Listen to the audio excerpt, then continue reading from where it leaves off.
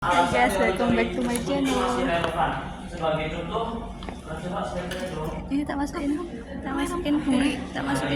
Sebagai contoh tadi sudah saya jelaskan bahwa kita ambil dari teori pengetahuan sendiri itu kita bisa membentuk cara kita melihat dunia. Kita bisa membentuk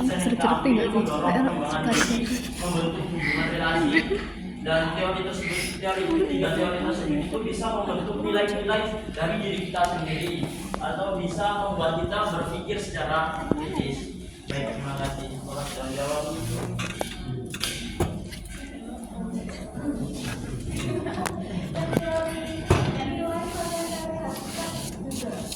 Nah,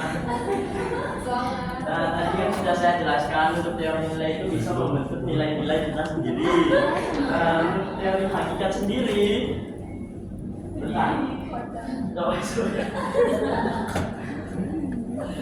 dari hakikat ini bisa mulai belajar di sini bisa meningkatkan berpikir kritis, kemudian memperluas pemahaman kita diri sendiri dan dunia. Kemudian ketiga membuat kita nanti bijaksana.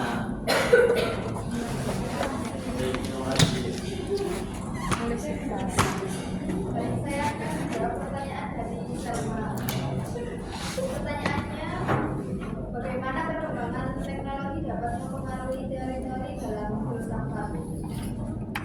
Perkembangan teknologi seperti yang kita tahu tidak hanya mempengaruhi kehidupan sehari-hari, tetapi juga memperdalam dan memperluas cakupan filsafat.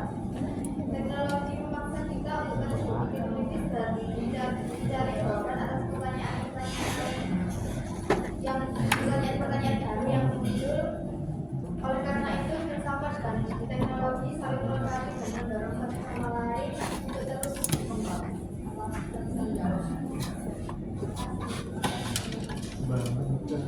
Baik, selesai sudah sesi tanya jawab dari kelompok 6. Di sini izinkan saya membacakan kesimpulan dari teori-teori dalam filsafat. Untuk kesimpulannya sendiri, teori hakikat, pengetahuan, dan nilai merupakan fondasi yang penting dalam filsafat pendidikan. Dengan memahami ketiga teori ini, kita dapat membangun sistem pendidikan yang lebih baik dan lebih relevan dengan kebutuhan zaman. Baik, selesai sudah paparan dari kelompok 6 dengan materi teori-teori dalam filsafat. Saya di sini selaku moderator mewakili kelompok 6 mengucapkan terima kasih atas antusias teman-teman untuk mendengarkan dan bertanya.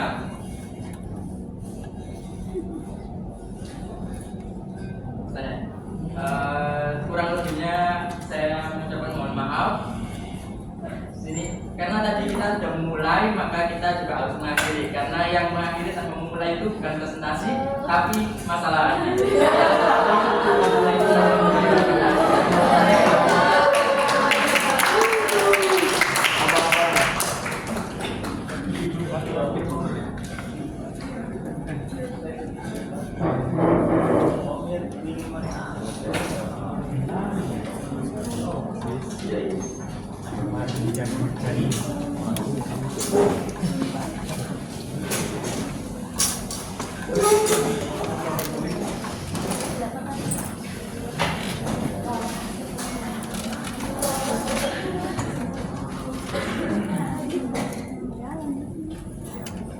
Ada video teman-teman.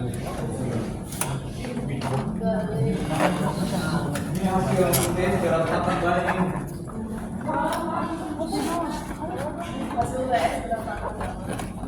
Bisa dikirim berarti Pak. Hah? Belum usah dikirim.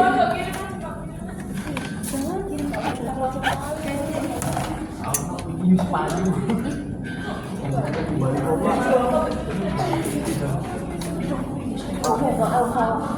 Gaji aja, gak apa-apa. Gak mau tadi.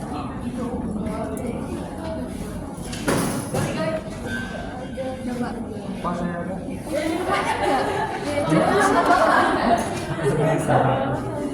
Pak, saya.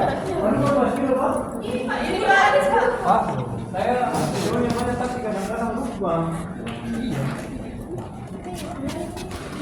Namanya ini kan Enggak kan? Enggak, gua ada. Ini nggak bisa dihapus lagi ya?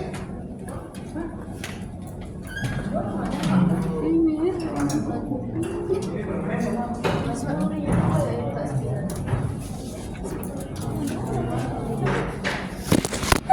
oke, baik teman-teman, hari ini teman-teman kelompok membahas tentang teori-teori apa.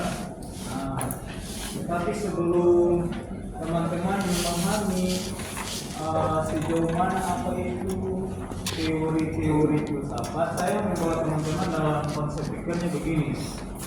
Sebelum memahami teori-teori filsafat, maka kalau saya membaca buku karangan Quirinus, ya, dia berbicara tentang logika, filsafat, penalaran. Maka untuk memahami teori-teori filsafat itu harus memahami dalam 4 bagian penting. Ya, sekali lagi saya mengulangi.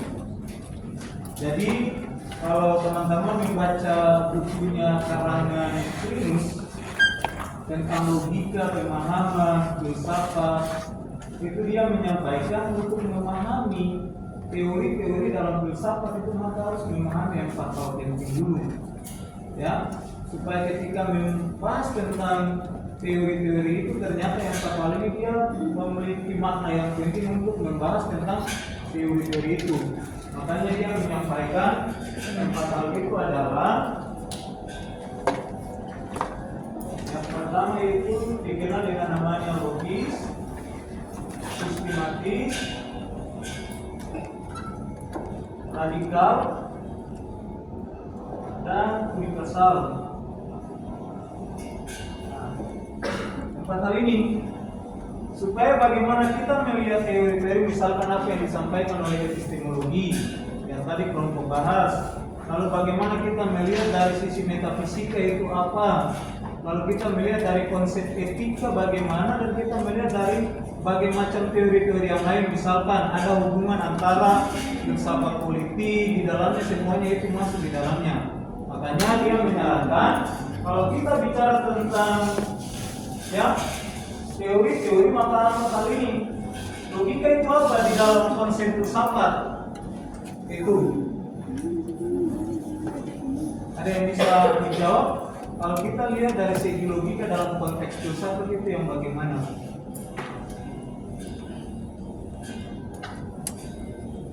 Itu yang saya baca dan bagaimana dia menyarankan hal itu.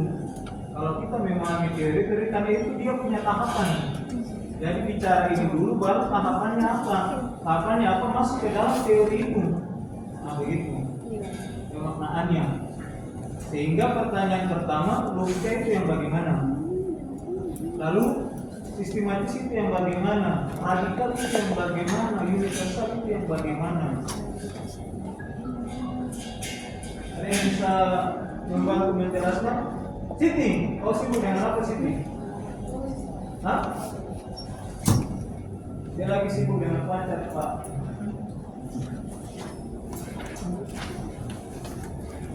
Ayo.